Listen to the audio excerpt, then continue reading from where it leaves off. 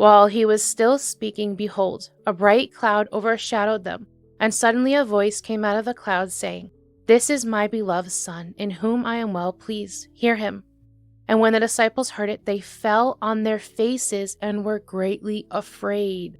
Remember that. They fell on their faces and were greatly afraid. And this is what I wrote along with some other things that I added.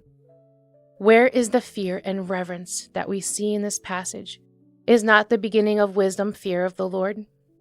This I say it is. Fear the Lord and love him, knowing that he is not just the one in whom you pray to, but that he is God Almighty, Most High God, the first and the last, the beginning and the end, Alpha and Omega. Do you not see what Satan is doing? Therefore, I pray that God will open your eyes, see what you could not see, and hear what you could not hear. We wonder why so many people don't have reverence for God, the one who created them, the earth, and all that is in it. Could it be because the world is making his name so common that people don't realize how sacred his name truly is?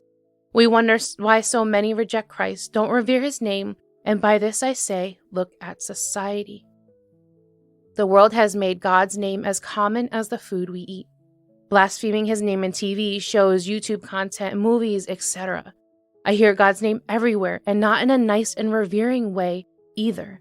So no wonder why so many people have grown so cold, so distant, and so far from revering the God who made them, who created them, and gave them life.